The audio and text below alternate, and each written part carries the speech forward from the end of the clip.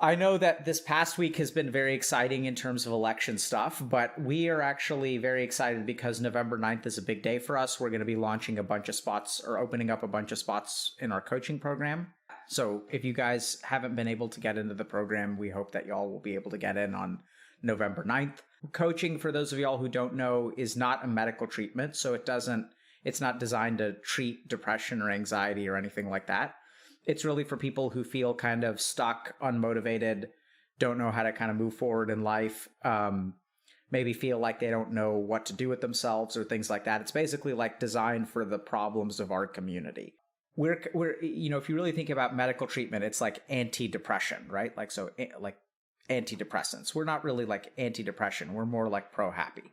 So it's about building a life that's fun, finding a community that you enjoy, doing like helping yourself, helping you learn about your behaviors and what controls your behaviors and your emotions so that you can start acting in a way that's aligned with your values. And so that's a big part of what we do in coaching.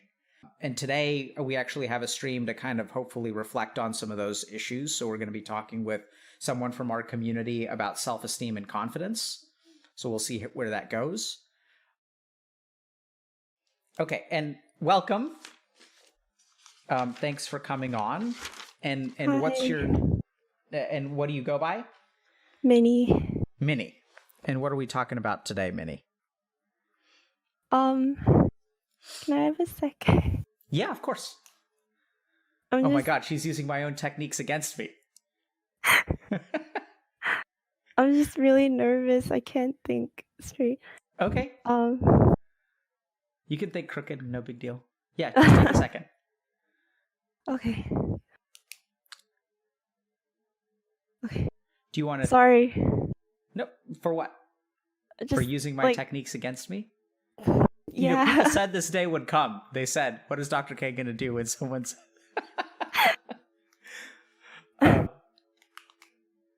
Yeah, so what are you nervous about? It's okay to be nervous. Oh, I don't know. I've been nervous this whole week to talk to you. Okay. And like be on stream. Okay. But so let's start with, what does that mean? You've been nervous all week. Can you tell us about that?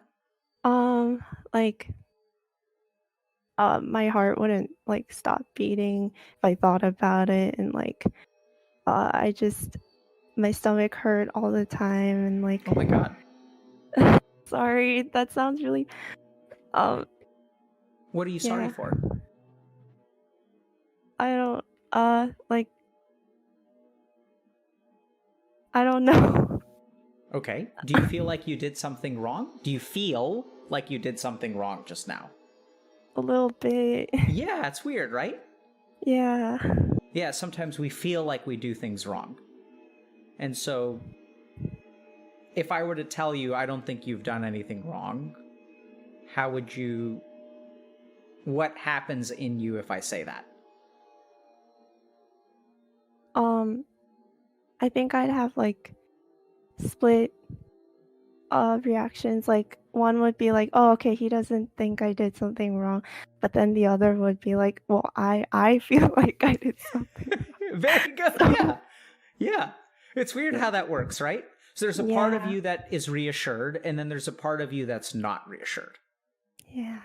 Yeah. Cool. Were you nervous about doing a bad job? Yes. Well, you're doing an awesome job. Thank you. Because even when you share with us that, like, hey, there's a part of me that would be reassured, and there's a part of me that would be like, I'm still doing a bad job. He's just being nice. Yeah. And I'm actually messing up. Right? And so that's I didn't even do anything yet. Right? So here's the thing. So if we really look at that, Minnie, it's like the feeling of doing a bad job doesn't actually come from our interaction. It doesn't come from anything that you do. It just comes from you. Yeah. Right? And you're doing a great job, because this is exactly what this is what we're here to do. You're doing it. Even if you do a bad job, that's still a good job, because people come here to do a bad job, and then we learn about it. And so you literally can't do a bad job. But you can try. I like your room. Sorry. No, it looks great. Thank you. What do you like about it? I like the chair in the back. Yeah, it's a cool chair. Yeah. Yeah. Sorry. What, did we mess up again? No. I'm just getting flustered. I'm okay. Okay. Okay. It's okay to get flustered. It's going to be a painful hour and a half, Minnie. Good luck with that. Can I drink some water, please? Absolutely. Drink water. Stay hydrated. We're going to need it.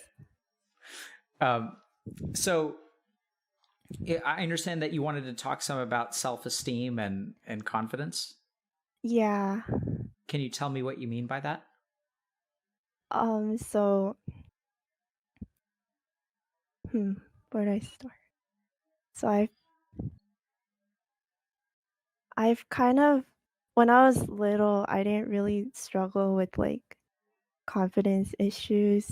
Mm-hmm. Like I thought I was really cool and I didn't worry too much about like messing up or anything.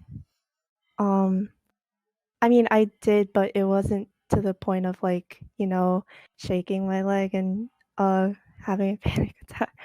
But like in, I think near the end of middle school and then all the way up till now, I I've I I've been noticing that I don't really feel good about myself at all. Okay. Like I kind of just hate myself. Okay. Yeah, so I guess that's what we're here to talk about. Cool. I mean, not cool that you do that, but cool that Yeah. we're here to talk about it. And I noticed that when you say I kind of hate myself, you laugh. Right? And what's your understanding of what you feel when you say that and why you laugh? Well, I kind of laugh when I talk about my problems because I feel like if I say it in a serious tone, people are gonna think that like it's too much. Okay. And yeah. Okay. So I guess I just like laugh when I'm saying something regarding like my mental health. Sure. So when you say people are going to think it's too much, what would be too much about it? What's more than people can handle? What makes it more than people can handle? Well, I think when someone talks about like if they're feeling sad or upset or anxious or something, I usually think that people won't like to hear about it. So yeah. Because Okay. because that kind of stuff like spreads. What do you mean that kind of stuff spreads? What does that mean? Like I think talking to someone with anxiety and depression can like at first it can be helpful to talk to them, but like you can also get drained in the process of like talking to them. So I don't want to do that to other people. Okay. So Yeah. what I'm hearing you say is that sometimes it can feel good to talk to other people, but then you can almost become addicted to burdening them. Yeah. Definitely. Okay. So I notice Yeah, you say that. burden's a good word. Yeah. Burden. I choose my words carefully. So let's think about a couple things I want us to pay attention to, okay, Minnie? One is people are gonna think. Right? So like let's see how much of what causes you suffering is people are gonna think. So that's going to be like a key phrase that we're going to look out for, okay? Okay. Second thing is, I think that being a burden is something that we can also kind of keep an eye out for. And so let's see if we can pay attention, and even if people are watching, if they can sort of like pay attention, like let's see if we can learn, and maybe Okay. Twitch Cat can see it too, okay? So you said that around 7th or 8th grade, you started to use a strong word. You said hate yourself, or you said that you hate Yeah. yourself. What do you hate about yourself? Well, like, I kind of hate myself. Well, I was thinking about this the other day, and Good for you. like exterior wise, I just hate how I look, but interior wise, like on the inside, I just feel like I'm a shitty person. When it's extreme, and like I just feel like I cause people around me like sadness, and I don't like that about myself. You So cause people around you sadness. Burden? yeah, burden. There it is. Okay. So good. So we caught it. Okay. So, and you say on the exterior. So that's a strange. It sounds to me like you're trying to avoid saying something. When you say on the exterior, I assume we're talking about your physical appearance? Yes. Okay. Sorry, my words sometimes like yeah, I like try to think of a word to say, but then like I can't really think about it. Yeah. Um, so I'm not going to try to be harsh here, but case in point, we just had I don't know if you were watching the stream, but we just had someone say that they're ugly. And Me? no, not you. Oh, they're like the They were streamer. talking Oh, about themselves on stream. no, don't say that. But if they said that about, wait, hold on. So you say don't say that about themselves, but if they had said that about you, then what would be your reaction? I mean, I'd agree, but So, like, what the fuck? I Right? No. So they were talking about themselves. right. And so so I'm just curious whether that word feels loaded to you and you avoid using it for a particular reason. Which word? Ugly. Yeah, it's a loaded word, Yeah. definitely. And what's it loaded with? Just like a lot of. I mean, when I think of the word ugly, it can't ever be like good. If that Okay. makes sense. Yep. So there's that, and then it can make other people really sad if you say it to them. Then yeah. Okay. So I'm going to ask you a couple of questions. Okay. Okay. So number one is ugly is like comes with permanence and hopelessness. There's like no chance for change. Yeah. Wait. Well,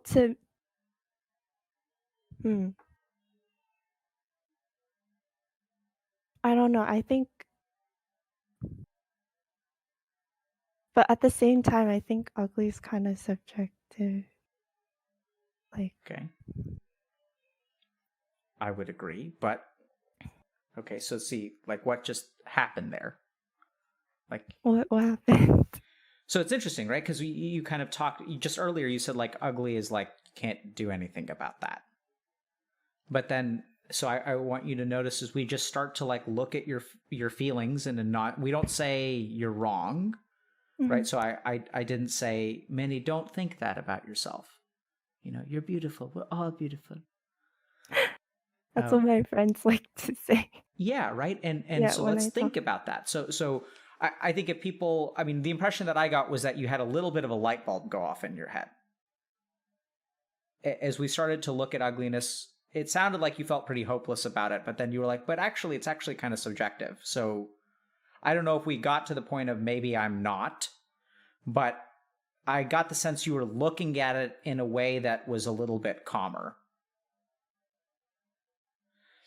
And the interesting thing is what happens when you feel ugly and you tell your friends when you burden them, right? And what do you say to them About what I about being feeling ugly or feeling like you um don't like your exterior, as you put I it? don't know, like I was just talking about this with my other friend yesterday.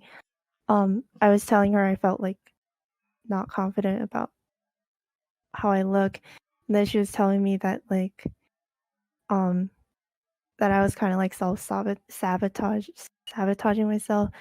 And then I told her that I'm sorry and I sound really frustrating, and I felt that too. Like that's what I told her. Hmm. And so let's think about that exchange, right? So you express a vulnerability to her. She tries to help you with it, tries to maybe reassure you, maybe tries to give you a way forward. And then how do you respond? That I'm sorry. Yeah, right? So let's think about that. So that's one possibility. So that's going to be the possibility of reassurance or problem solving. Like if we were to tell you, Minnie, I think that you are not ugly at all. I think you're a wonderful person. Actually, that's not even about your physical appearance. I've trained myself so hard to not comment on people's physical appearance that I find it Mhm. actually hard To to, comment. yeah, like so if because I think it just messes things up. But if I were to call you pretty, if I said, Minnie, you're very pretty, right? What would you say? How would you react? I'd probably say thank you, like, yeah. But then And on how the would you? inside, I'd probably think no. Okay. Yeah.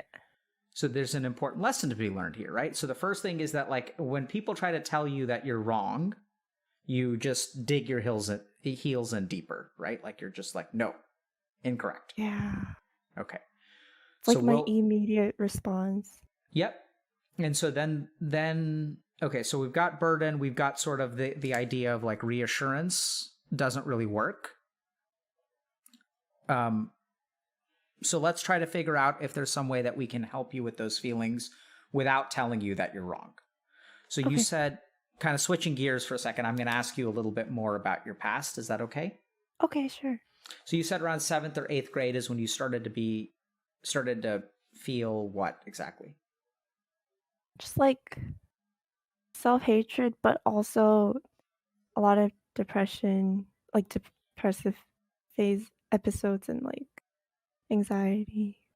Okay. Did you Yeah. see, and you're allowed to not answer any question you don't feel comfortable Mhm. with, right? But I think it would just be helpful. Did you see a mental health provider who during that time? Okay. So it sounds Um, so like not then, but starting high school, uh, and then up until today, like I saw therapists and stuff.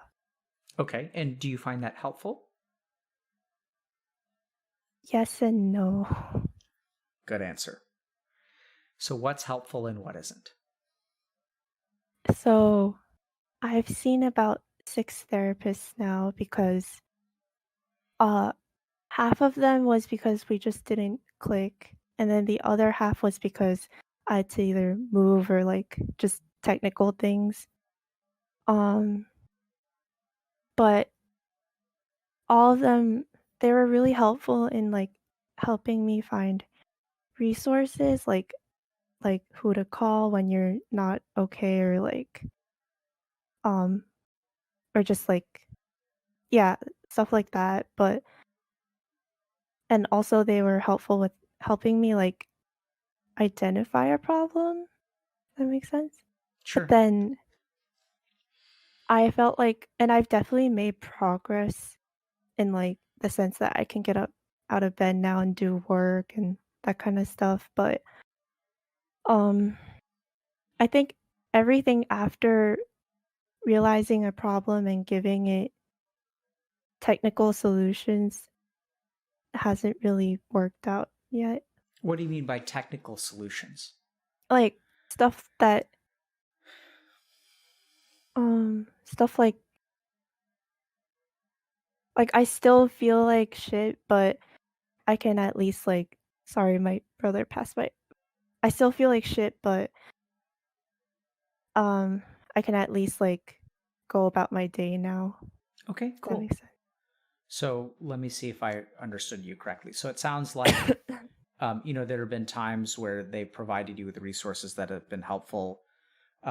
I commend you for, not sticking with people that you didn't feel like were a good fit. I think that's really important. So a lot of people think that, if they see a therapist and they don't like it, they don't like therapy. But you may just not like that therapist, right? It's kind of like going to a restaurant and saying, "Oh, I hate all restaurants," and it's like you just may not like that kind of food. Right. So that's really awesome on your part. I think I commend you for doing that. Thank you. And what I'm I also think hearing from you is, yeah, sorry. Oh, no, you can So then the next thing that I kind of heard, which is, you know, tricky, but I'm glad you're being honest about it, is that like you're kind of living your life. Like you can get out of bed and stuff, but Yeah. internally you still feel like shit. I think I can live my life to the extent where it doesn't pain other people to see me upset, like family and friends. But um yeah, that's why I wanted to talk about self-esteem because I just feel like I'm not good enough to try like new things and stuff. Okay. So there's Cool. that. Look at you steering the conversation. Oh, no, not me. Shocking, right?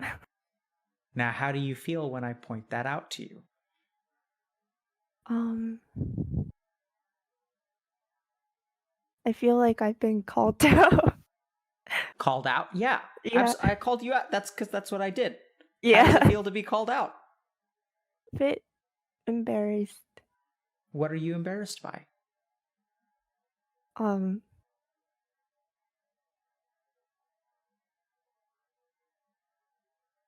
uh, I'm not sure. Okay. So the first thing is when I called you out, is that a good calling out or a bad calling out? Is I'm not sure Okay, cool. Good. actually. Yeah. Yeah. So who are we here for today, Minnie? Me? Yes.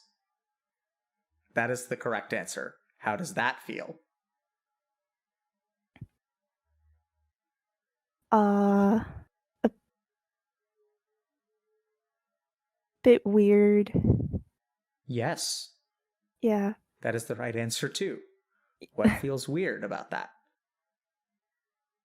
That I'm uh having a therapy session with the dude I saw on YouTube uh for the past month in front of thousands of audience, I guess. Not the answer that I was expecting, but a fair one. What I was expecting Oh, was okay. that, like you don't we don't I don't imagine that you do many things in your life where you come first, where it's about you and it's about what you want, right? I'm not I'm not sure if that's true. Tell me about that.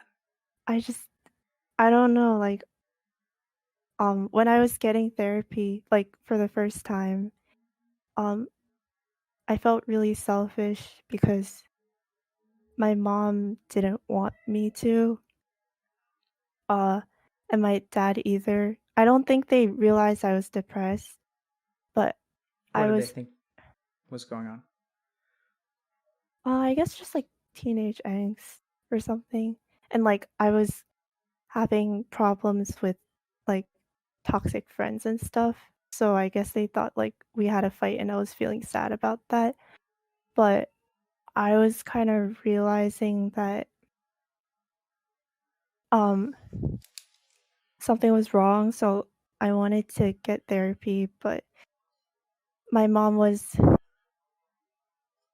well, she didn't really like, she's told me that she preferred I didn't get therapy, but also I, like, told her I wanted it, so she did look for a therapist, but it was taking, like, 2 months and I needed help like then. So I went to like my school counselor and then told her about it. And then I was kind of like, you know, uh taken to a therapist. Okay. And then that didn't really make my mom happy or my dad. Yeah. So Why were they upset? I guess they just didn't want the school to know and they didn't want things to escalate. Uh which I understand Can you because explain it to us? um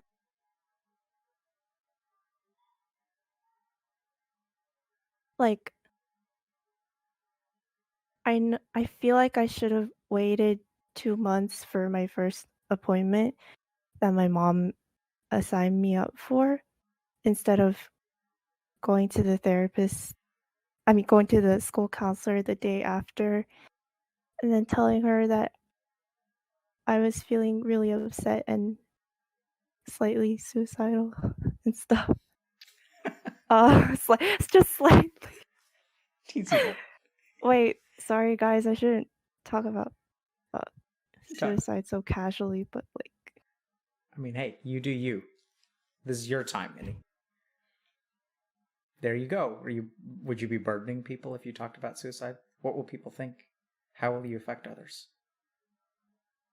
I know some people can get very triggered when suicide is talked about casually. Like I was kind of like that uh when I was feeling suicidal. Can you help So, us understand that? well, it was more so that when I was very depressed and suicidal, I I would joke about it a lot.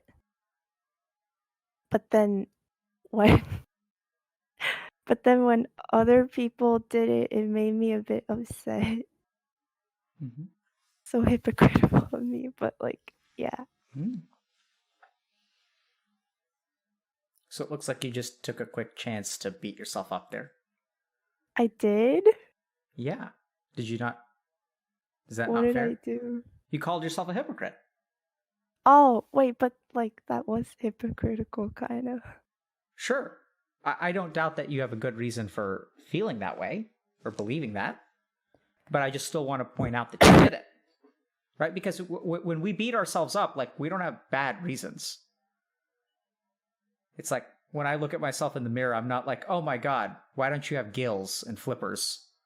Look at how Gills? human, like, we pick things that make sense Oh, when we like beat ourselves fish up. kill. Okay, Yeah. yeah. Yeah. Sorry. It was No, dumb. sorry. Yeah. um, okay. So, can we actually go back to 7th and 8th grade for a second? Sure. So, uh, when did this stuff, so you started to feel what around that time, like end of middle school? So like I was in a lot of middle school drama with like friends Okay. during that time. So not like theater. No, no. Okay. I was like, No, okay. like like, fighting with friends and uh getting backstabbed and, stuff like that. What do you And mean then getting backstabbed and stuff like that? Can you? oh, I don't want to get into the middle school drama. Um Why not? You don't have to, but I'm just curious. Why not? I feel like I should be over it, kind of. Yeah. Okay. Should be over it. Okay. Can I So, just get another sip? yes, you can hydrate as often as you want to. Hydrate yourself. Um, so if someone says I should be over it, are they over it? No. No. Right? And so you got to be careful, Minnie, because like I hear that also that self-judgment there, that like you're not over it, and then we're not going to talk about it because you should be over it. Yeah. Right? So it's like if I'm bleeding and it's like, oh my God, I shouldn't be bleeding. And then I'm like, do you want a bandage? And you're like, no, no, no, No, I I shouldn't be just shouldn't bleeding. be bleeding. So I I don't want the, it's like, what? And then like, Um, how do you feel yeah. about telling us? I mean, you don't have to, Uh, but I think it's like, I think it, it's important that I do though, and I want to, but okay, like, yeah. but what? But the self-judgment part of me is like, no. Okay, good. So now we're going to pause for a second before we get into it. So, Minnie, I want you to pay attention to what you're about to do because it's about to be awesome. Okay. So, you are judging yourself, and that Yes. voice inside of you is saying, you shouldn't say this, right? It's like, how dare you? You should be over it. It's beating you up. And then you are about to not listen to that voice. So, remember that there are two ways to deal with self esteem, for lack of a better term, or for just one conception. Right. Or one kind of structure to think about. One is that we make the self-esteem, the self-hateful thoughts decrease so that we don't have them as often. The second thing that we can do is not listen to them. Don't let them dictate our life. Right? So there's a difference between that beast existing and that beast controlling you. And so what I think is actually really cool is that if you, do tell us the story, now I feel like you can't not tell us because then it'll Oh be no. you don't have to, but I just want to Okay, illustrate a okay. point. But like, because you don't want to. You're like, I should be over it. Like it's dumb. But then you say like, I want to. So like it's that same part that you talk to us about where there's like, the part of you that says, oh, thank you very much. And then, but I'm still a terrible, they're like, it's that war between the two parts of you. Yeah. So, if you share that story with us, what you're doing is actually like learning how to like not listen to that part. It's going to keep speaking for a while and we'll get to that. But does that make sense? Yeah. You are acting in spite of your low self-esteem and your self-judgment, which I think is a really important skill to have. So what happened in middle school? Like, I could use a dose of, Yes. decent 12-year-old Uh, drama. yes. It's The Friday 12-year-old afternoon, drama. you know? Yeah, so hmm. Sorry, I'm just gonna think for a second. Uh,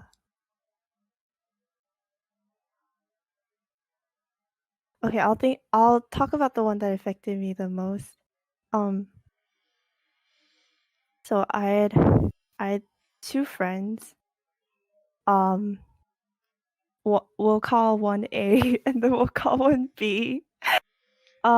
So A and I started A and I were really good friends in middle school. Um, but she was starting like 7th, 8th grade, she started getting very depressed for her own reasons. Mm. Um, and I really wanted to like help her not be depressed because, you know, it made me sad that she was sad. I Okay. think honestly, in retrospect, I did it more out of like me not wanting to feel sad around her rather than me wanting to help her.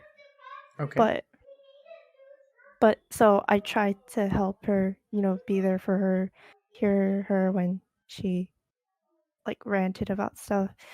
But then like, I didn't understand that she needed a therapist back then.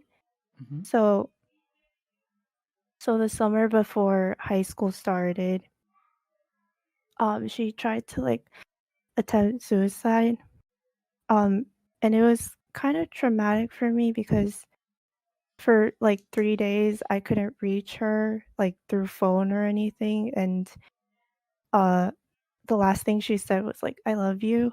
So I was like, "What the fuck's going on?" And then I even went to her house, and then only after 3 days, like, she finally texted me saying that she was at the hospital, and I couldn't really go see her because like both our parents were like, both her parents and mine were like, let's not like,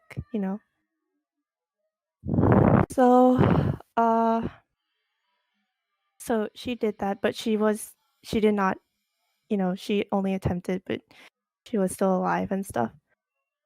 So there was that, dealing with her. This doesn't sound like middle school drama to me. Oh, this is the less middle school drama. This is like actual like Okay. scary events. Yeah, I was like, So this. there's I was like, I'm a little bit terrified how this you is going to came in you transform into like middle school drama because we haven't heard anything about B.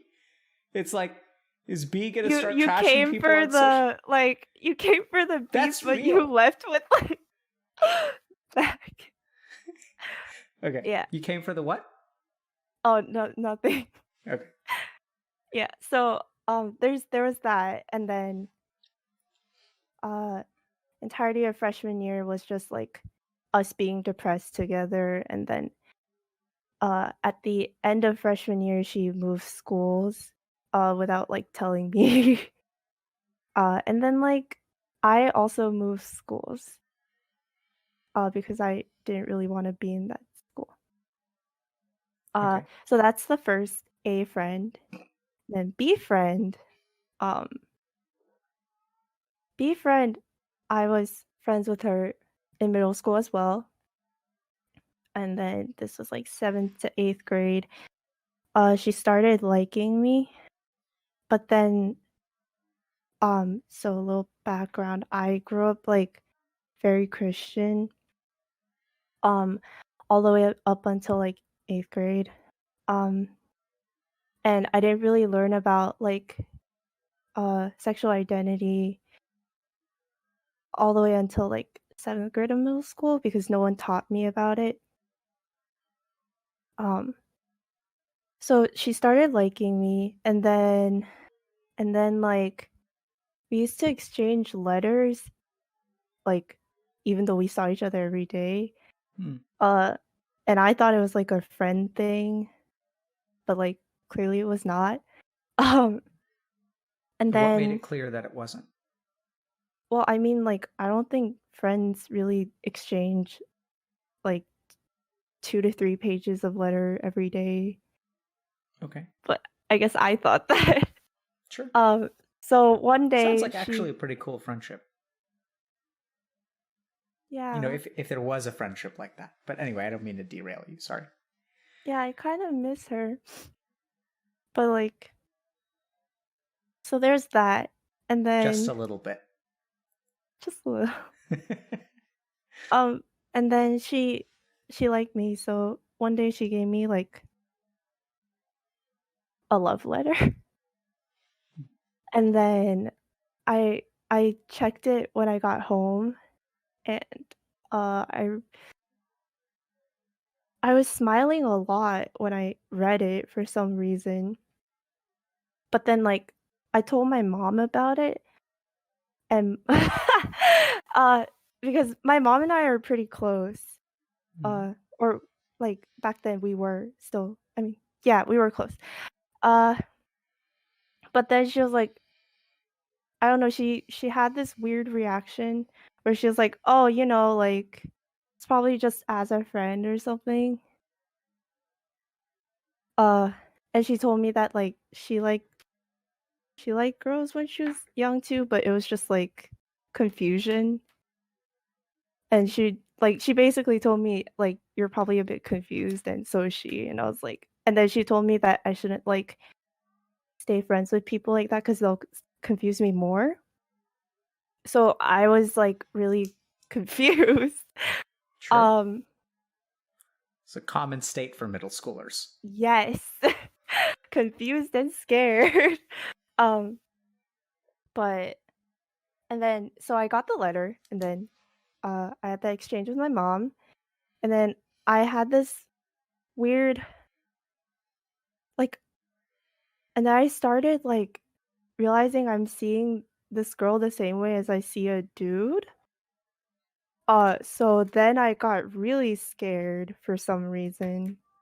I still don't know why. So I got really scared, and then I did the worst thing possible, and I just started avoiding her, uh, in true middle school fashion.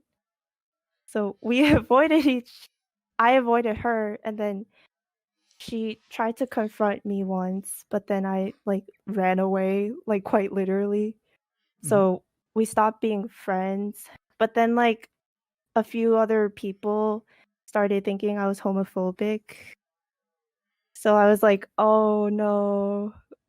And I tried to tell them I wasn't, but, like, you know, they kinda didn't wanna hear me, so that happened, and then this was in 8th grade, and then I got really depressed after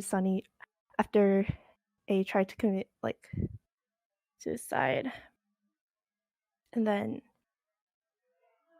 uh, I got really depressed, and I really missed B, like, I really missed B friend, so I wanted to, like, talk to her again, right? So I started, like, messaging her and then talking to her again before high school started without having, ever apologized to her.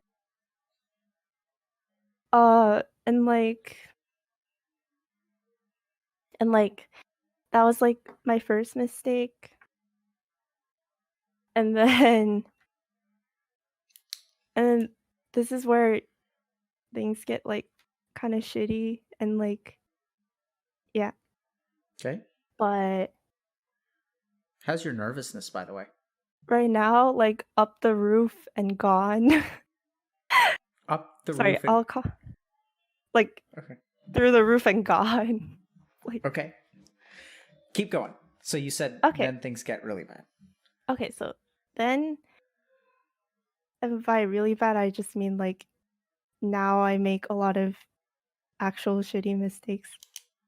Uh, and then I realized in my freshman year of high school that I liked her a lot, uh, like, in a non-straight way. Hmm? So I was really confused about that. Uh, and then but at the time when I realized I liked her, she had a girlfriend. So I knew about them and I, like, supported them too. I, like, you know, uh, like, this one time, B told me to, like B asked me if, like, I could get chocolates for her girlfriend, and then she would pay me back, so I agreed to that. Um, like, stuff like that. Uh, so then I started liking her, and then, uh, I really wanted to tell her because, like, things were getting a bit, like, too hard for me to handle. What I'm was getting sorry. hard for you to handle? Like, I felt like I had to tell her because, um, it was getting in the way of, like, me functioning normally around her. So Sounds like so you were in I love. maybe I was. Um, yeah, but then, like, she had a girlfriend, so you're not really supposed to do that, but, like, I did. Uh, You're not supposed to do what? like, Fall in love with ho people who are in relationships? yeah? Okay. Okay. So then I told her about it, but I told her that I wasn't trying to do anything, I just wanted to, like, her to acknowledge it and then tell me, like, it can't happen and tell me to move on, which is what she told me, so, like so then I was like, "Okay, Oh, so, I got." so you did share with her and she said, I'm sorry, I'm with someone. I want you to move on. Yeah, Okay. and then I was like, "Okay, now we can be friends again." But, like, I found this out way later, but she told me I mean, no. She when I told her about it, she told her girlfriend, and then they had a fight and broke up. Uh so then B started ignoring me. Uh and then that got me really anxious. 'Cause like yeah. And then so after her ignoring me for 2 weeks, like I confronted her about it. I was like, "Hey, like, could you just like please talk to me? I'm sorry if I did something wrong." Because I didn't know she told her girlfriend that they yeah. So, so I confronted her, and this was in the middle school lunch cafeteria. We were in the middle Ooh. school. Yeah. Uh, well, we were there for a class. I don't know why, but like we were there, right? And people are relatively quiet, so it was just me and her talking. Uh, because we had a sub that day, and like I remember I was asking her, "Hey, what did I do wrong? Like, could you please tell me?" And stuff like that. And then told me that uh she told me that she never really liked me from the beginning, Mm. uh and that uh she was tired of hearing me like talk about being depressed all the time, and that I was making people around me like tired and stuff. So that was like our last conversation before freshman year ended, and then I moved. Uh yeah. And then Okay. we actually did talk though on like the phone and stuff after that, like 2 years later. But it was just like I don't really remember how it went, but we did talk, but we don't really talk. We haven't talked at all for 3 years, 4 years, 5 years. Yeah. Okay, so if I'm doing mental math, then you're in your early 20s ballpark? I'm Mom, I'm in a class. Class.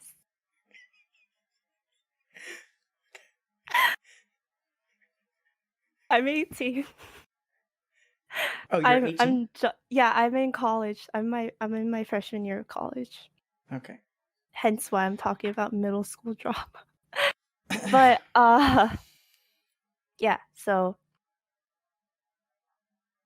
Okay. yeah, that's it. What are you studying? Uh I'm in this program where I choose my major 2 years later. So I'm just studying like philosophy and stuff right now in the Cool. Just meantime. your basics. Yeah, basic Yeah. stuff. Yeah, okay. Hmm.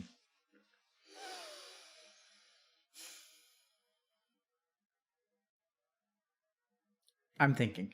Is that Yeah, cool? no go yeah. Can we just check in? Like how you seem, even though you say your anxiety's through the roof, I get the sense that you're actually like more relaxed. I am. Yeah, my Okay. heart is like not beating a lot anymore, so that's really good. Okay. Um, how does it feel? So you remember there was that part of you that didn't want you to speak? And how does that part feel right now? It's not saying anything right now, It's but I weird, feel right? like yeah, but I feel like later on I'll probably think, "Why'd I do that?" or something. Yep. Yeah. So I think that's also an important point that I want to make is that the parts of us, so if we think about anxiety, right? Anxiety like is a fear of the future. It's afraid of what's going to happen. And then oftentimes if we can actually like overcome that hump, the actual reality is not what we pictured. And our brain is designed to imagine bad things to keep us from make catastrophic mistakes. So it makes the things that we imagine in the future actually be amplified, which is like evolutionary. It's not, you know, if I run across a snake in the wilderness and my brain is like, well, chances are if I get bit, it'll hurt a lot and I'll be like out, like we think about death. Like our Right. brain teaches us to fear death and we take dangers and then we actually amplify them, which is what it's supposed to do. But I want you to just notice that because, Minnie, I think a lot of times going forward, if you want to move past that voice in your head, all you've got to do is like get over the hump. But I know it's going to come back. It's definitely going to come back. But I just kind of wanted to point that out. So, yeah. So, I mean, did other stuff continue to happen in high school? Or are there other things that sort of affected your self-esteem? High school was like mentally I was worse than I was in middle school, but like nothing was actually like going on, if that makes sense. Yeah. What do you mean by mentally you were worse? Like I wasn't like sometimes I just couldn't go to school even after I moved out of the old one. Uh like I was crying a lot. Then I wanted to isolate myself a lot and like, you know, my grades went down a lot in freshman year. So sophomore, junior, and senior was just me trying to get them up because my parents wanted them up. So, And what did but your like, parent? Yeah.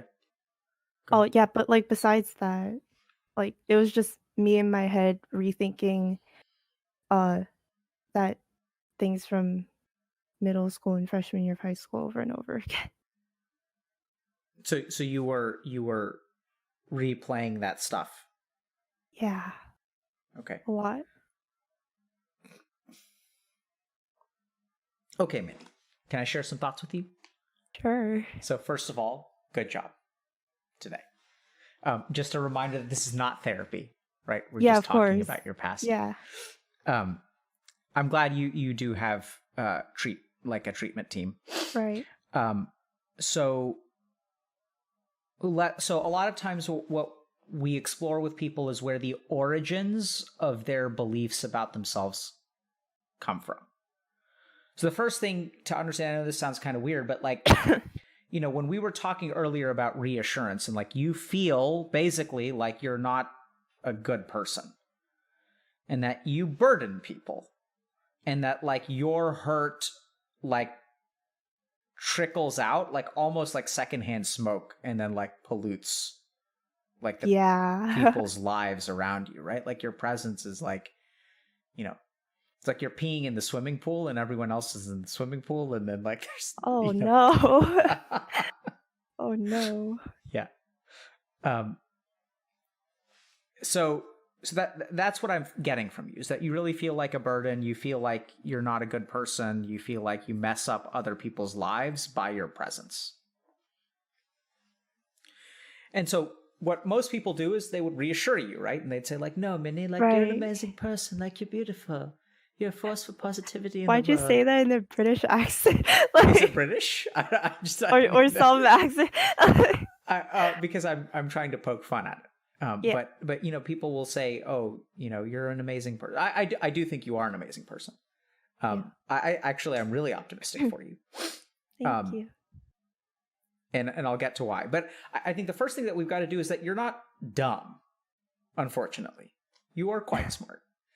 And so the smarter you are, if you have a belief, like this is the problem is that when we see someone who's struggling with a belief, we tell them they're wrong because that's not what we see. Right?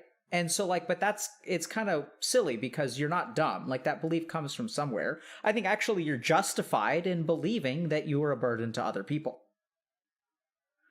I just don't think that that's the whole story. So let's just take a step back and think about being a burden. So the first thing is that we do burden other people. Like that's true. Right? So like if I'm having a bad day and like I'm moody, like that's going to affect my kids. Right? It's going to affect my wife, if my wife is having a bad day, if my kids are like, you do affect the people around you. And Right. sometimes you can affect the people around you in a negative way. Like, that's not false. I also think that, I know this is going to sound crazy, but I do think that, you know, if you are sad and depressed, that it negatively affects the people around you. I know it's weird, so be careful here, because I mean, I don't know how else to say it, but like when one person is depressed, like as a psychiatrist, I work with people who are depressed. It's really hard on their families. That's a fact. Now, even though that's true, we have to ask another question, which is equally important. I think this is the question you need to ask yourself. Is it okay to do that?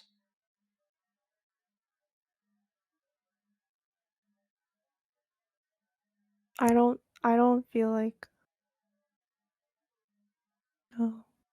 Okay. Like I feel like, even though I know objectively that they're my family because they are there to support me through hard times, like on the inside, like I really feel like I shouldn't. Yep. So I get that, right? And see, we said you're smart because you know what the right answer is. And you're like, I disagree with the right answer, which is entirely acceptable. That is where I think frankly, we need to work on your beliefs about what the world is and what human beings deserve from one another. Because I do think that's okay. Because I think that's how life works. Like, I just don't see how else, when I'm having a bad day, I'm going to burden the people around me. And when other people are having a bad day, they're going to burden me.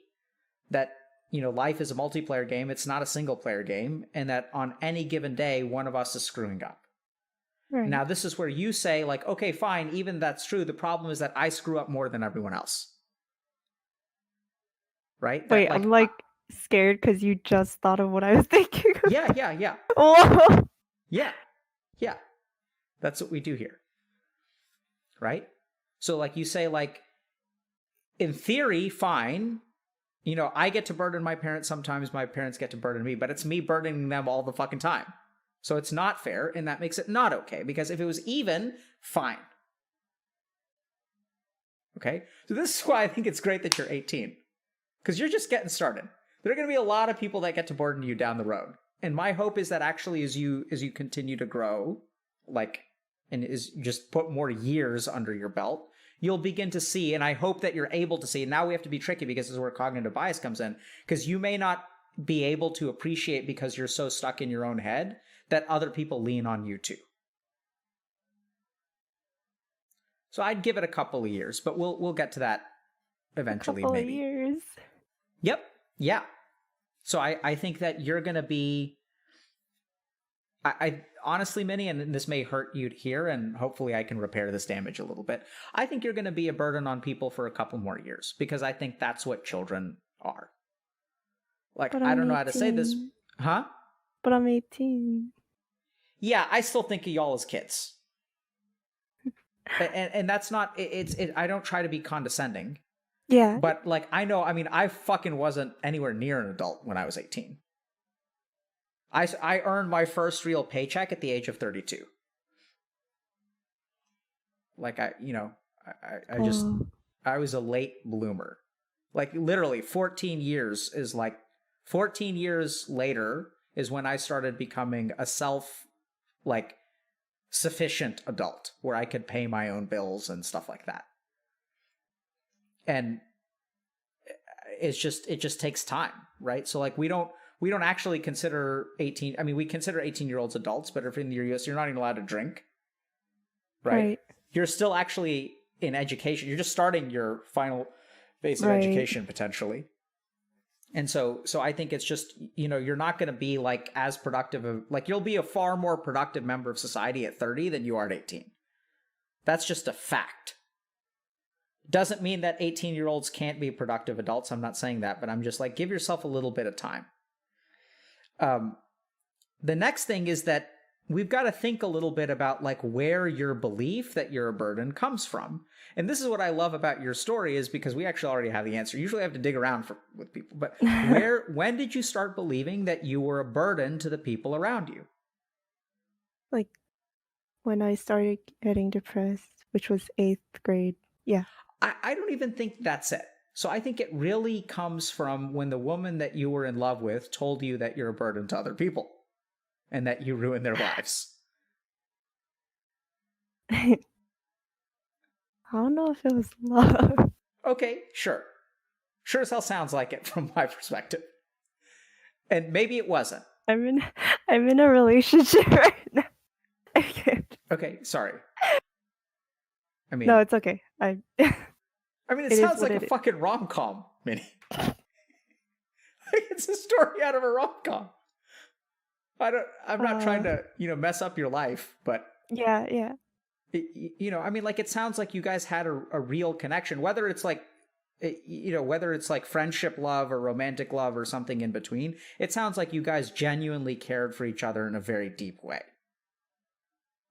Yeah. Even if there wasn't romantic love, or it really wasn't romantic love, like whatever, there's clearly like some, like you said, it's not common for 7th or 8th graders to write each other 2 to 3 page letters on a daily basis.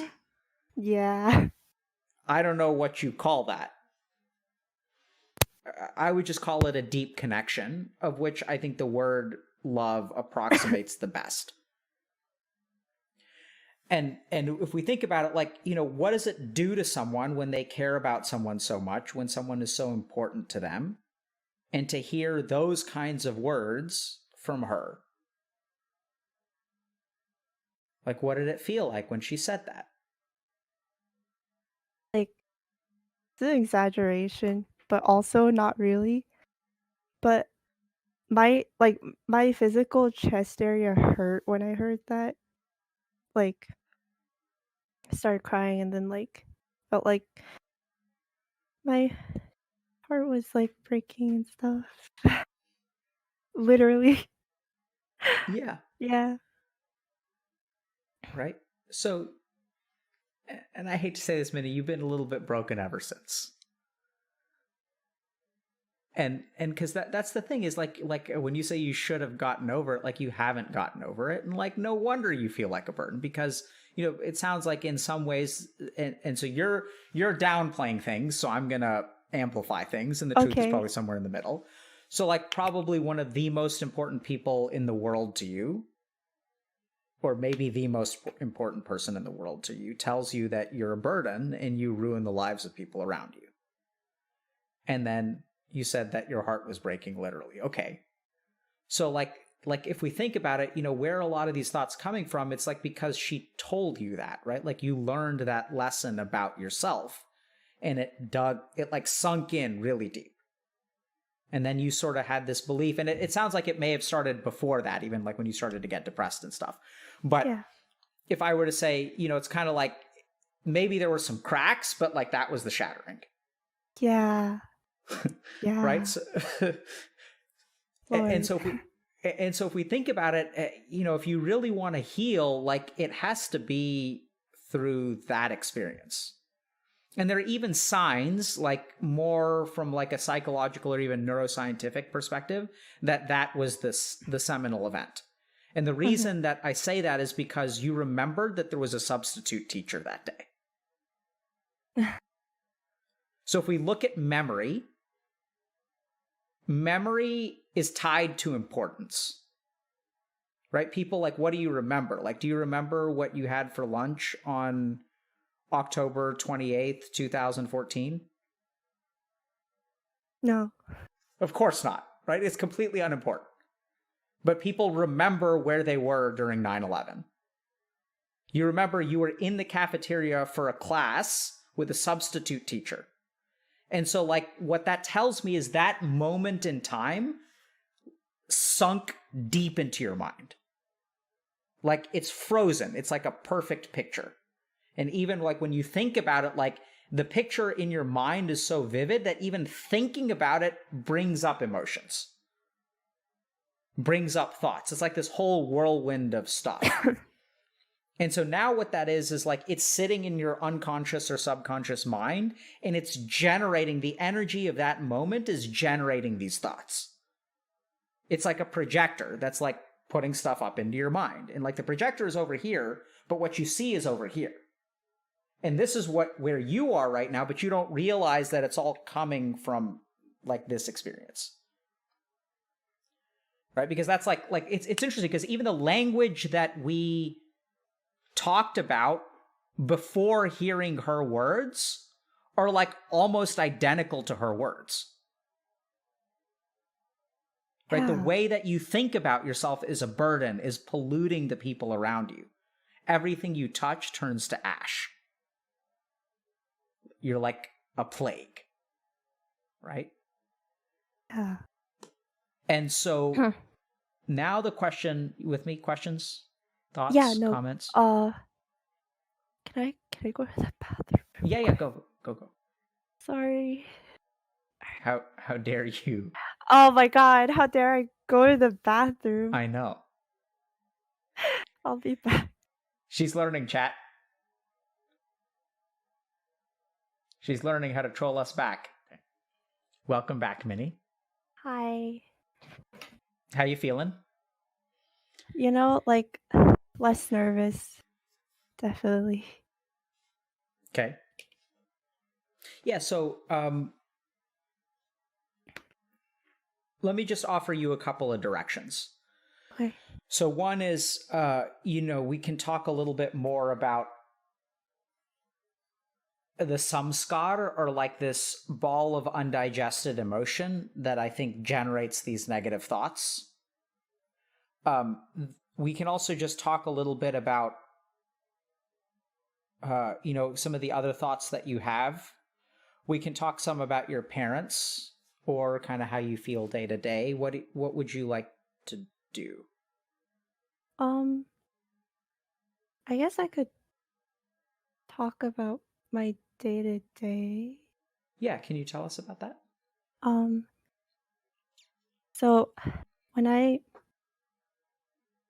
started therapy in like ninth grade, I was a mess. Like grades were down. Couldn't get out of bed, not going to school, isolating, all that stuff. Uh, and so like day to day back then was like terrible, right? But then I did therapy and I moved schools and everything, and then I realized I was definitely getting better, like going to school again. Grades are better, or like, you know, but then, like, oh, and then the panic attacks got less. Now I only have it like maybe once every 2 months. But uh, I realized recently that when something bad happens, I like go straight back to when I was in ninth grade Mm-hmm. in freshman year. Like I'm back to not getting out of bed and like feeling like I'll never get better and stuff like that. Yeah. Huh. What kind of So, thoughts? oh What kind yeah, of so it's thoughts do just you? Oh, go ahead. Go ahead. like a constant cycle of like better and then not, then better not. Yeah, How does it feel to be getting better and worse all the time? Yo-yoing. exhausting, I can imagine. and uh kind of like the burden thing again, where I feel like I wish I could be this perfect friend or daughter to like and be stable, but I'm not. So, yeah. I can imagine that you're okay accepting other people's help if you actually got better, Yeah. but it feels like a waste to you because you lose all that ground. Are you a good daughter? N- No, no. I don't think so. Okay. Help us understand that. Uh, so when I was little, like like all the way until before middle school, I was really I was really happy all the time, like most of the time. Uh, like I really enjoyed doing things like reading books or whatever. Uh, and stuff like that, and I was really happy most of the time, and I think my parents were glad that I was like that because I have a brother and he was really hard to deal with for a while, all the way until he got into college. Um, like me and my brother are kind of opposites. So he's like I perceive myself as pretty social and I like feed off of socializing with people because it makes me happy. Um but like for my brother, he has a hard time socializing with people and he's a bit like he's more the odd one out of the our family. So my parents kind of my parents kind of hate him and like I I learned that like if I don't want to be hated by my parents, I kind of have to be the opposite of him, even though I already was. So sorry, I lost my train of thought. That's So cool. I'll like, pick it up. go Well, ahead. why do your parents hate your brother? It's really like when we were little, like we're 4 years apart. So like when I was 6 and he was like 10, they would fight a lot. They fought all the way until he was at the end of his high school years. They always fought about like grades or like they even fought about him being bullied. Uh, Being I don't bullied. know. Yeah, when he was in elementary school, like he used to get bullied by his classmates. It's a part of why we moved from Korea to here. But so yeah, so they used to fight a lot, and then whenever they fought, I'd like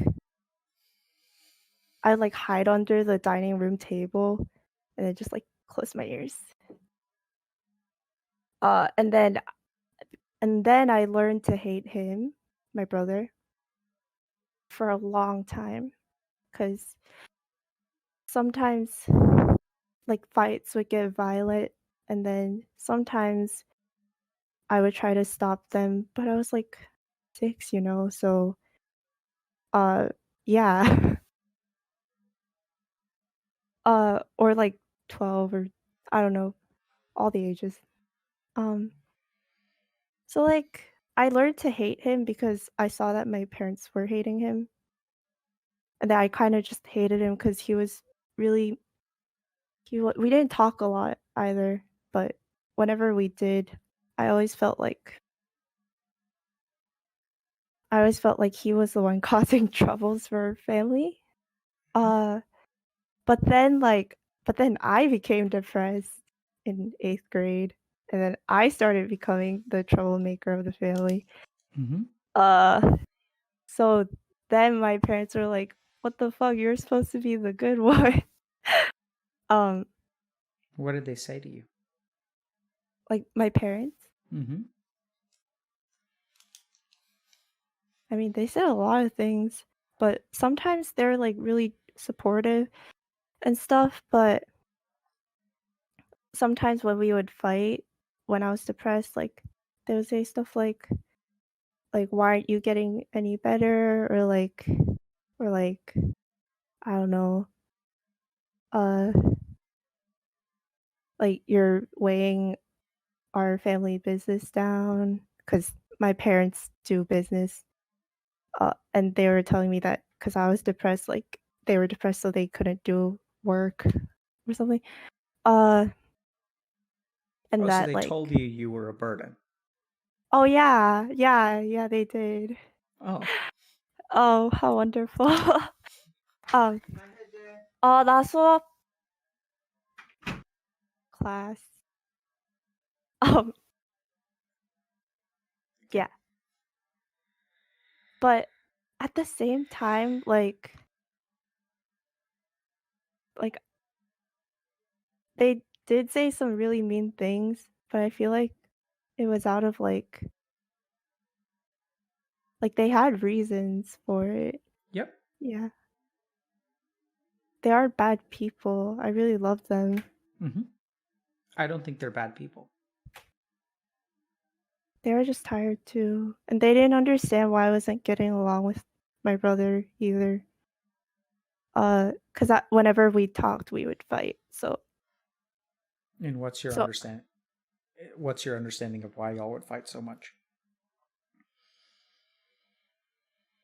um, he's done a lot of mean things to me Mm.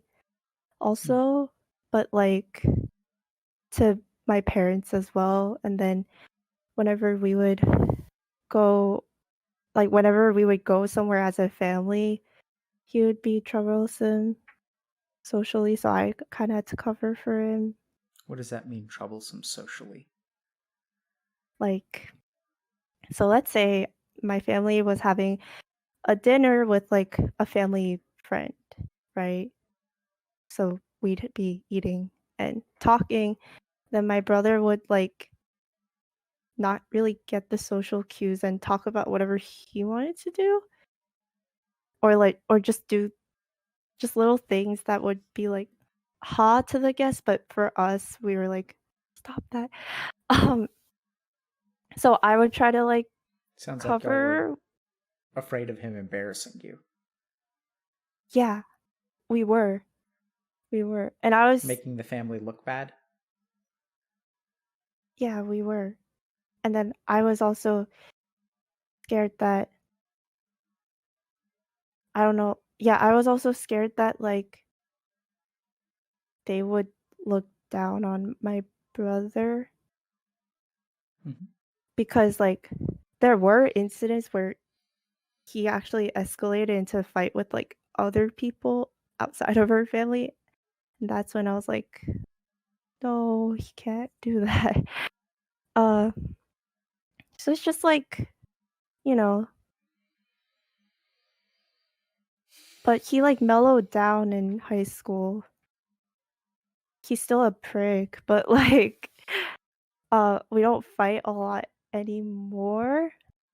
I actually had, like, a semi heart to heart with him in, like, few months ago, and I was just trying to understand that, like, he was really like, he told me he was really depressed in middle school and, like, when he was younger, and he was dealing with a lot too. So I remember asking my parents to get him therapy when we were in high school.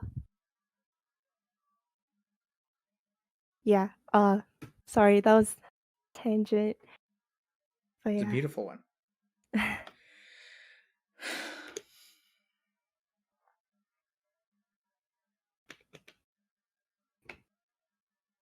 I'm gonna just try to take this in. Yes, go ahead. What do you talk about in therapy? The You told same thing therapist. I talked about here.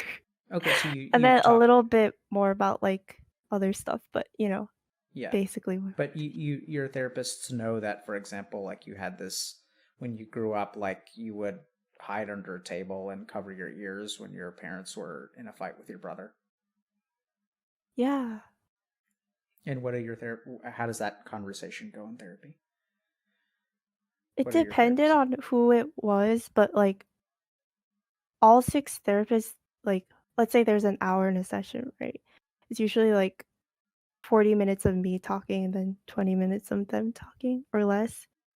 So it was just me talking a lot and then Okay. giving advice like breathe or something, which is good. But What do yeah. you want to hear?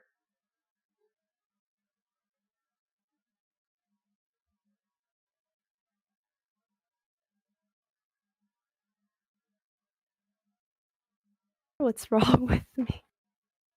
Because I always hear people reassure me that there's nothing wrong with me, but like clearly. What makes it clear that something's wrong with you? Can you hear me?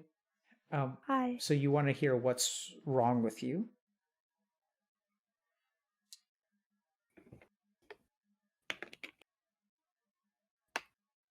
And they won't tell you. What? Sorry, what did you say? And they won't tell you what's wrong with you. Yeah. Okay. Well, except for my friend. And what did she say? She tells me that I'm self-sabotaging a lot, What does that mean? which, like, telling myself that I'm not good enough or, like, I'm burning people and stuff like that. And I hear her, but I don't know what to do with it. Okay. Sorry, And I had then, a message from someone. okay. And then, do you, if you could change something, if I could wave a magic wand and change something about your life, what would you change?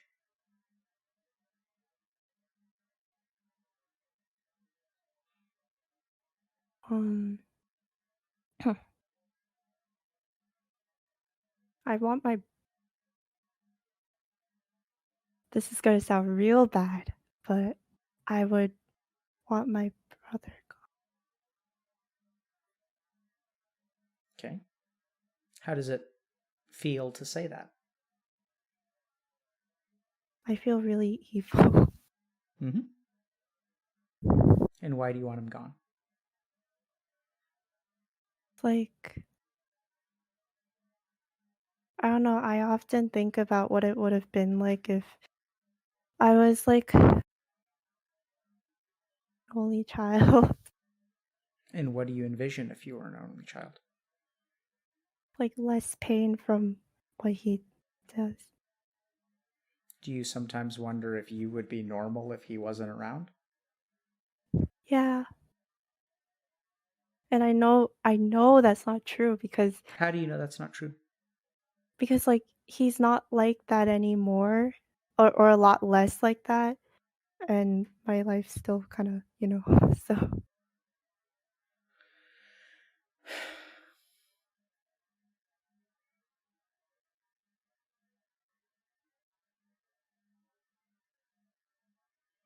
Hmm. Minnie, this is going to be tricky. did I do something wrong? Nope, Oh, not at all. all right. It's just testing. You're the raid boss. People joke about, you've heard this meme before in our channel. People are like, oh my god, this person's going to be the raid boss. But No. no one expected it to be you.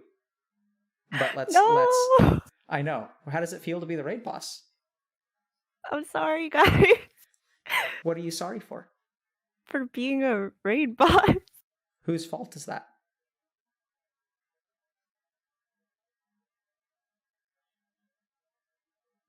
I'm not sure. Sure you are. My That's how you feel, Do you right? see the cycle? It keeps going. What's the cycle? Point it out to me. So like it's like there's a problem. I blame myself. Uh, but then like someone tells me I'm not, and I kind of believe it. But then there's a problem again. I blame myself. Yeah, very good. Right? And so I know this is going to sound weird, but where can we break that cycle? There's a problem. I blame myself. People tell me it's not my fault. I sort of believe it. there's a problem? Where do we break that cycle? The blaming part? Nope. That's what you would No. think. That's what you would think. What do you want? When I asked you what you wanted, what's your answer, Minnie? Do you remember what you said? What do you want from therapy? To be more less self-doubting. No. See, these are all the bullshit answers. These are the bullshit answers. The real answer was you want your therapist to tell you what's wrong with you. Oh, yeah. Yeah. Sorry, right? I forgot. So the real problem with the cycle is not there's a problem and I blame myself, because that shit's going to happen. You're going to blame yourself. Right. We can't stop that. What we need to change is the reassurance.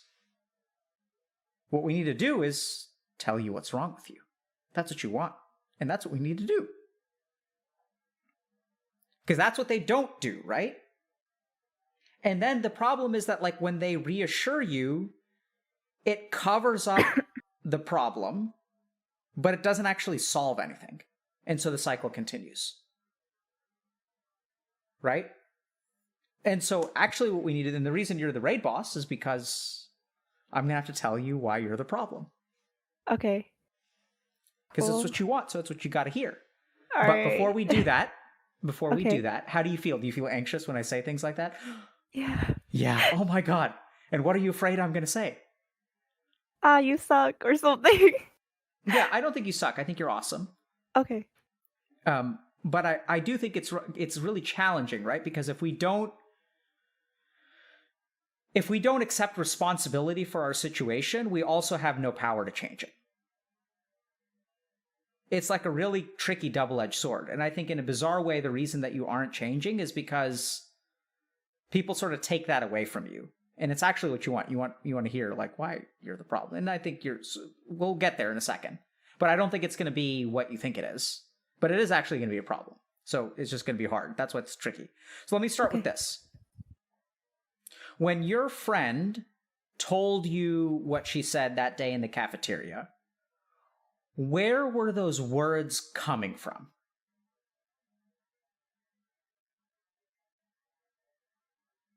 Like when she says you're a burden and you make everyone else's life around you worse. Right. Where are those words coming from within her? From the things I did? Not really. Sort of, right? So like if we think about, like, let me ask you this. Was she like of calm and tranquil mind when she was explaining this to you? No. What was she feeling in that moment? Anger. Yep. And so, like, the words were coming from a place of hurt. Does that make sense? Yeah. And so this is important to understand because, like, even though hurtful words can be true, they're incomplete. Right? And this is the problem with, like, hearing what's wrong with you, Minnie, is that I'll tell you what's wrong with you. But what I need you to understand is that it's incomplete. Because that's true. Right? Like, I mean, come on. Like, let's just think about what you've said, okay? And then let's think about how reasonable some of your conclusions are. If you find yourself thinking, I wish my brother had never existed. And then you're like, I'm kind of an evil person. And then what are we supposed to say? No, you're not? Right? So the problem here, Minnie, is not that you're wrong. The problem is that you're right. The bigger problem is that it's incomplete.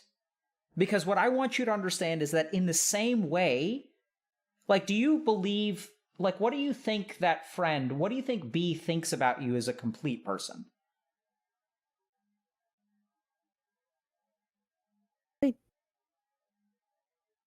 She used to tell me that I was really, like, I made her happy. Yep. Yeah. And that I was really fun to be around. Yeah. Yeah. Right, so that makes sense to me. It makes sense to me that you caused her a lot of pain and you brought her a lot of happiness. The problem is that in the moments, in the screenshots that your mind took, it like, took way more or way bigger screenshots of the negative moments in your life as opposed to the positive moments. And that's not your fault. That's literally the way that our brain is wired. So our brain, if you go to a restaurant and you eat there 10 times and it's really, really yummy, you remember those 10 times pretty well. If you go there the 11th time and you get food poisoning, what does your brain remember about the restaurant? I had food poisoning Okay. at that restaurant. Oh, That's bad. Yeah, exactly, right? So that's what's happened in your life. And if we really look at it, it's not that it's false that you had a bad experience at the restaurant. It's not wrong to believe that. It's just incomplete. And so in the same way that your friends, can you sort of understand, and let me know like if you rebel against this internally, because I can kind of read your mind, but I can't read this next part. Okay. So if I were to tell you that your friend, what she said about you wasn't untrue, but that it came from a place of like hurt and was incomplete. What do you think about that?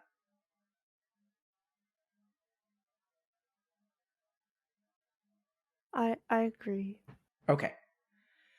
So then what you have to do, this is the hard part, is that like, I can imagine if you're a 6-year-old and it sounds like there's an argument and maybe even like a physical altercation between your parents and your brother.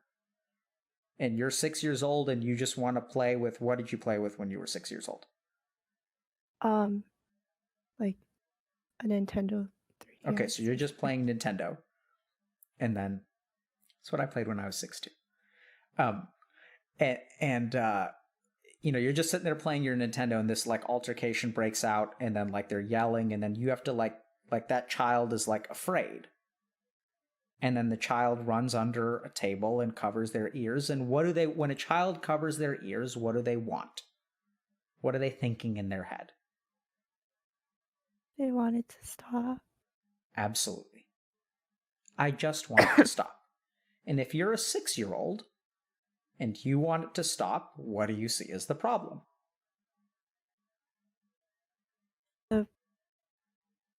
Well, in my case, like my brother. Absolutely, right? It's a 6-year-old's thought. Like the 6-year-old doesn't, it's just like, I just want it to stop. I want him to go away. Because you're not dumb. And when he comes, like if you stay at home from school and he's not around, you get to play on your Nintendo. And when he shows up, your parents and him get into it. And then their parents, and you sort of get that, like, even as a 6-year-old, you're like, my parents know what's up, right? Like, that's how we think. Like, we think that our parents, like, know what's going on. And so then your parents hate him, and they say certain things to him. And then you just know that when he's around, like, it's a mess. And so you just want him to go away. You want him to never exist. It's the thought of a 6-year-old, completely appropriate. Does it make you an evil person? I don't think so. Is it an evil thought? Absolutely. And this is where I think the real problem, Minnie, that you run into is that I think that the bad thoughts that you have about yourself are actually true. It's just because you have an evil thought, even if you really want it, and even if you really believe it on some level, doesn't make you an evil person. That's the jump that you need to stop making. Because I have an evil thought, I am an evil person. Because I burden people around me, I am a burden. Do you see the difference in those two statements? One is like an identity. And then the problem is once you make that identity, you carry it with you wherever you go. And then you get into cognitive bias. But if you have like bad thoughts, is it an asshole thought to like wish that your brother didn't exist? Sure. And here's the crazy thing. I think it's okay for you to have that thought. Because I think that thought comes from a place of just wanting it to end. And when you're 6 years old, the world is not a complicated place. It's just like because 6-year-olds have like magical thinking. And they're like, if I waved a magic wand and made my brother go away, imagine how simpler my life would be. And then each time you have that thought, each time you guys go to some friend's house, and I'm assuming they're Korean, and you guys go to some, like, because it's like social shit, Right. right? Yeah. And then, like, in the Korean community, you guys are viewed as like rejects because you've got this brother who gets into fights with people when you guys go to dinner. And there's a lot of family shame because that's what we do in East Asia and South Asia and all over the rest of the world too. But I think it seems to be more powerful nowadays. It lingers better in these cultures where it's about community and family over individuality. There's a whole different system of worth. Your worth as a human being is not based on who you are. It's based on your family. Thoughts, responses, questions?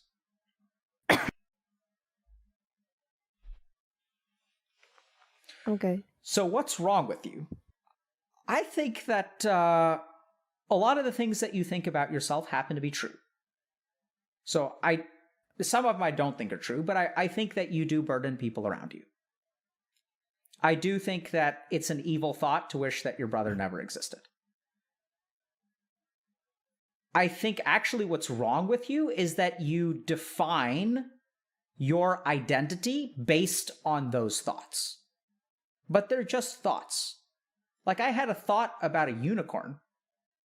Doesn't make the unicorn real.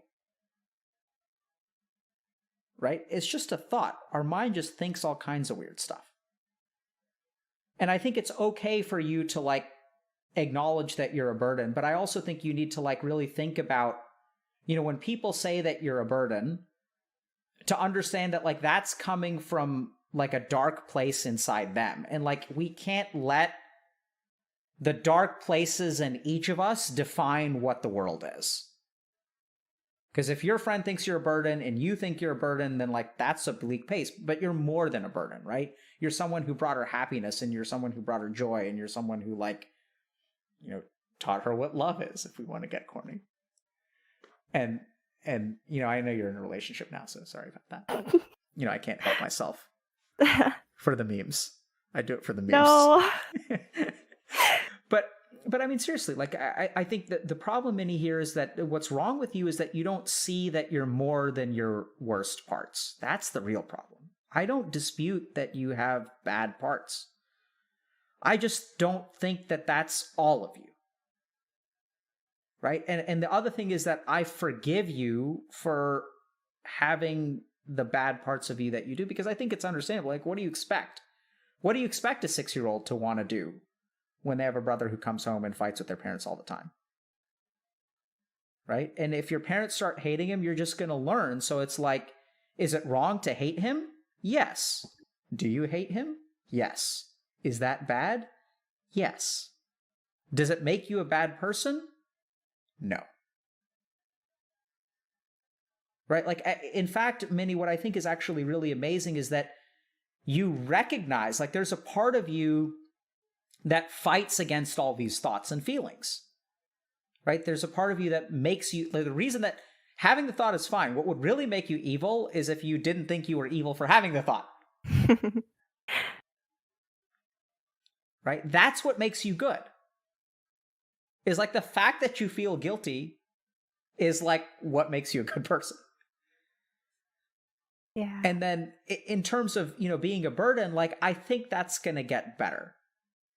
And I think that, frankly, your parents sort of made some potential mistakes here. Now, I'm not trying to bash your parents. I know that you haven't painted a really, rosy picture of them, but I think let's all be clear and fair that I think your parents seem like actually really good people. It seems like they did the best that they could.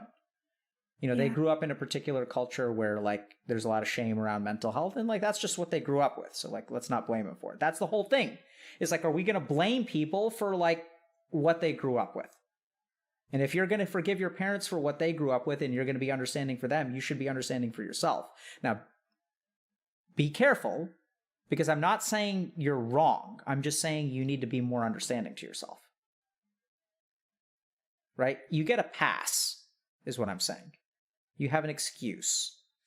Okay. It doesn't count. How do you feel about that? I'm unsure. I'll take it. Like I hear what you're saying, and I agree. Give me the But but. like, but the little the little mini me inside me is like, but is that pass okay or something? Yep. So that's the question that I think you should answer, right? Is do you, so who determines whether the pass is okay? Yeah. So that's your choice to make.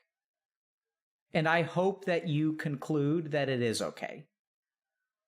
I hope that you can learn how to forgive yourself for the person that you are. And I hope that you can forgive B for hurting you. And I hope that you can forgive your brother for all the disharmony he has caused. Right? Because that's his real problem, is he's like disharmonious. Yeah. And give yourself time, Minnie. And there may be like forgiveness for your parents too somewhere in there. But like you have to if you're unsure, like I'll take it. I think that's as far as we're gonna get today. Like I don't Okay. I think that I'm actually really happy with that because I was gonna say sorry, but then I realized, no, I'm not sorry. okay, good. Walk us through that. Oh, 'cause, like, when you said, "I think we're gonna end with unsure," I was like, "Oh, but I wanna give a better definite answer, so I'm sorry," but then I realized, like, no, that's what I'm here for, right? Absolutely, right? That's great. You did it. You gave the good answer, even in the end. So either you're a really good scam artist and you figure that out, but if that's actually what happened in your mind, Minnie, that's actually what we want, right? Is we want you to observe like, oh, it's your fault. No, it's like it's actually perfect because what you're saying is that yeah, I didn't do what I was supposed to do. I'm not transformed, and I don't need to apologize for that shit. That's exactly what I'm telling you. Like that's like living exactly what I'm telling you. Is that own that you didn't get there all the way. Own that you are a burden to people. Own that you do have evil thoughts. And also own that it sounds like you care and love your brother. That you really do care about him a lot. That you guys are rebuilding a relationship. Right? And like that's exactly what I'm talking about. If you can stop yourself from saying, I'm sorry, that's perfect. Because it's where you are, and like that's totally cool. Oh no, you didn't come all the way. Oh my god.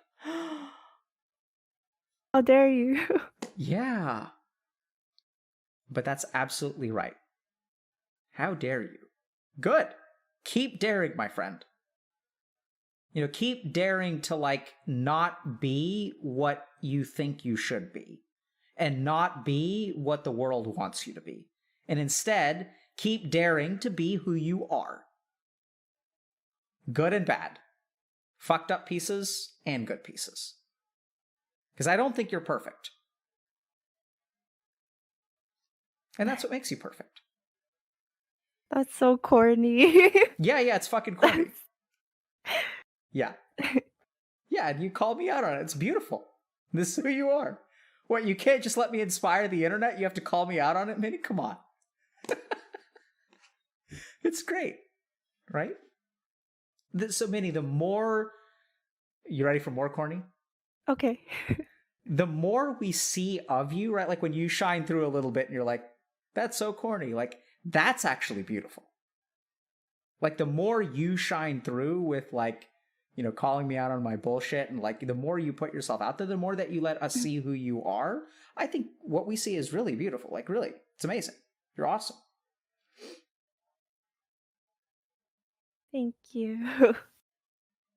I'm just going to let you sit with that discomfort. We're going to watch you squirm.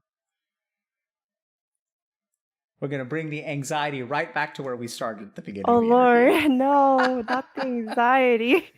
How does it feel to be appreciated? Feels weird. Yeah.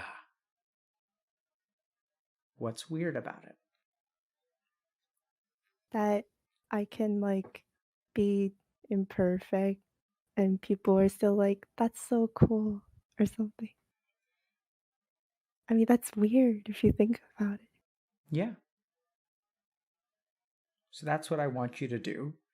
And I think it's great that you're willing to tolerate that discomfort because you've become comfortable with your low self-esteem, Yeah. right? You've become comfortable with beating yourself up and blaming yourself.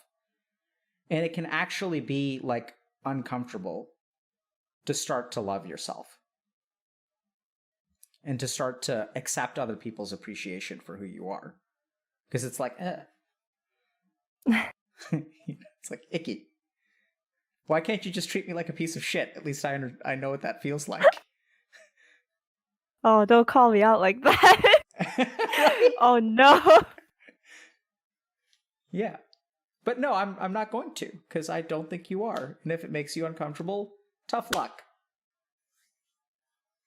This is about helping you, not making you feel comfortable. It's about helping you grow. Thoughts? Questions? No. Wow, you're really cool. See, she's fucking... I want it. This is the raid boss. I'm telling you guys. She's using my own techniques against me. This is like in the Dr. animes K, or video you're games. so inspiring. Oh my god. No. Oh yeah, see, she's doing it. She knows she's doing it to me, chat. No one's done this before. I'm telling you. I told you all she was the raid boss. This is like, have you played those video games where there's a dark mirror and then you get an evil duplicate of yourself that you have to fight? Oh no. That's you. I just never thought that my evil doppelganger would be an 18-year-old Korean girl with bunny ears on. That's not what I envisioned the raid boss. This is not what I thought it would look like. But well played, Minnie. Well played. No, but I mean it though. Like you inspire a lot of people, and that's why I came here. So yeah. Am I making you uncomfortable? She's doing it again. What's the matter, Dr. K? Is this uncomfortable for you? What the fuck? Okay, I'll concede. The you can take this round. All right, Minnie. But I'll just be this round. Yeah, I'll have to come up with some new tricks so that you can't use them against me. Can't do. Can I think for a moment anymore? Because I did it. So. It's like I thought we were, I thought this was PvE, but you're turning it into PvP. Next time I'll be good. But listen, I do appreciate, your I was joking a little bit, but I get what you're saying about me being inspiring and all that. And I appreciate that. And I think the other thing, so now I'm going to swing back, so get ready for it. You're inspiring too, right? Cuz like I can't do this on my own.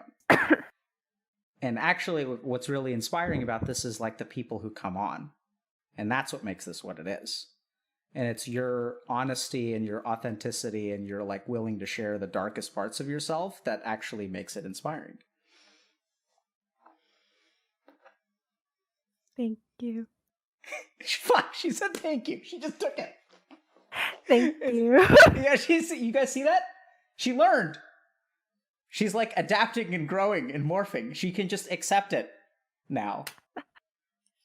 And she can just maybe accept the compliment and maybe feel better about herself despite her discomfort. She's learning. She's evolving. She is. But listen, Minnie, this has been fantastic. Do you want to learn about meditation, or we memed ourselves out of that space? Would I be taking too much time? Or Oh, there it is. You tell me. No, I won't. I want to do it. Okay. But if you want to, you're allowed to say no, but you're not allowed to say no because it takes too much time. No, I do want to learn. Okay. So now I gotta think about this. Have some water. What are we gonna teach Minnie?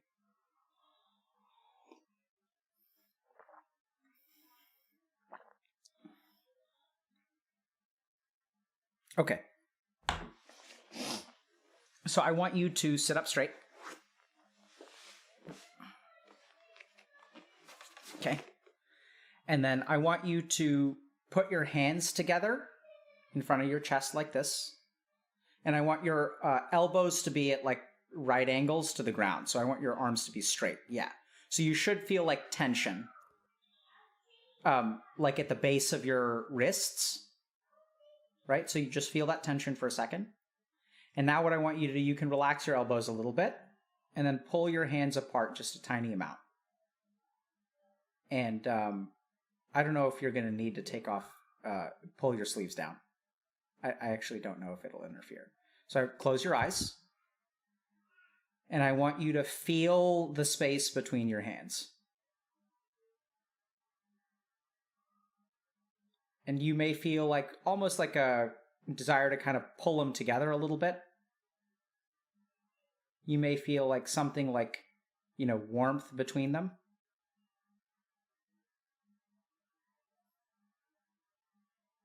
And now pull them apart a little bit more and feel that warmth expand. It's almost like a fluffy cushion. I don't know if that makes any sense. If it doesn't make any sense, just shake your head no. You sort of get what I'm... Okay. Fuck. All right. So do you feel warmth between your palms? Okay. Now bring them together a little bit. And just focus on how the warmth changes. Now pull them apart a little bit. Focus on that warmth between your hands. And then a little bit further. And as you move your hands a little further apart, try to track the warmth. So do you feel it when they're this far apart? Yeah, pull them a little bit further. You feel it now? A bit further. How about now? No. Okay, good. So this is the limit. So bring them in a little bit. Now you feel it? Okay. So now what I want you to do is open your eyes for a second. I want you to take your left palm and put your right palm inside it like this. Yep, very good. And then I want you to put your arms in your lap. So that's kind of like sit up straight and close your eyes. And what I want you to do is feel that warmth coming out of your palm.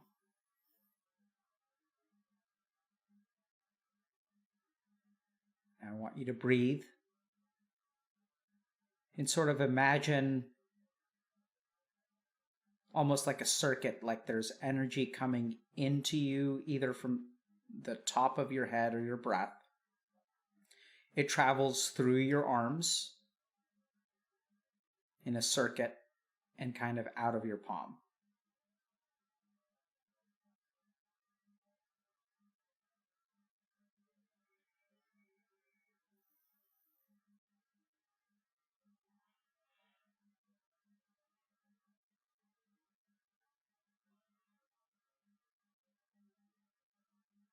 And as you sit, just focus on any of those sensations that grab your attention.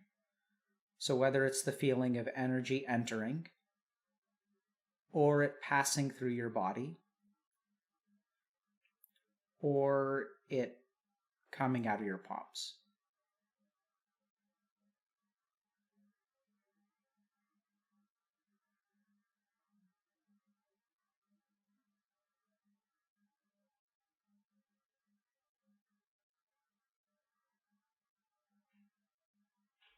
And as you breathe, notice the vitality within yourself.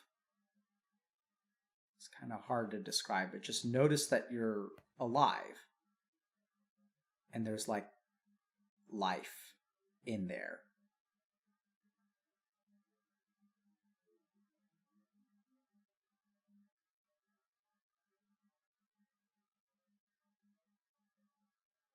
There's a heartbeat. There's breath. There's energy. There's sensation. There's heat.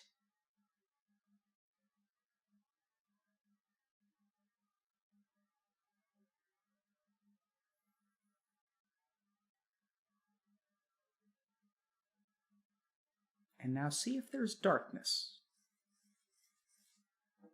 Are there ugly parts in there? If you can find something, nod your head yes. And what does that feel like? Where is it? Tell us. Like my head. Okay. What about your head?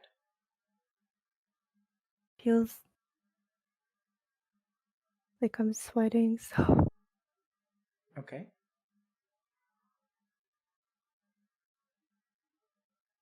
So the darkness is sort of localized in your head?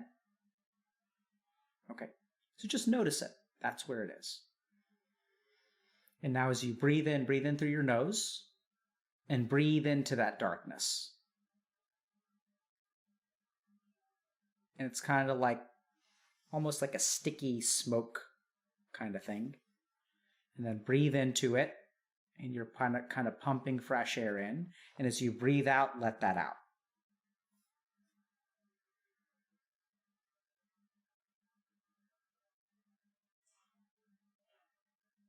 And now I want you to set that aside for a moment and focus on the rest of your being. Once again, on the sensation of energy entering your body, traveling through the circuits of your arms and coming out of your palms.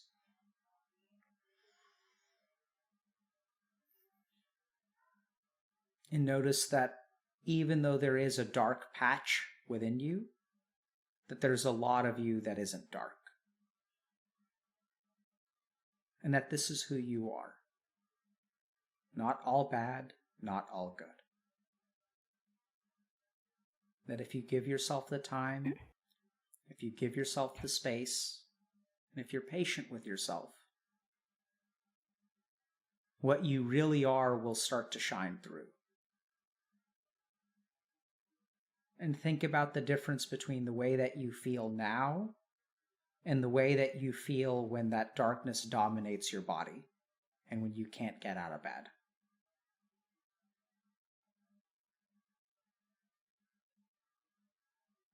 That it's okay to be disappointed that you always go back to square one.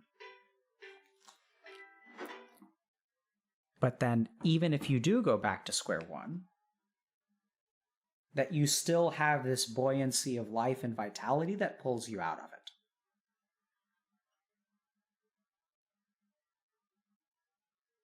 And just let yourself be with that vitality for now.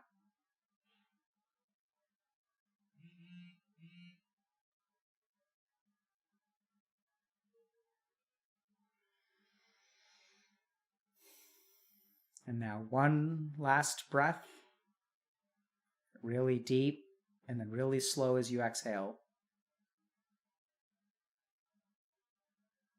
When you're ready, open your eyes.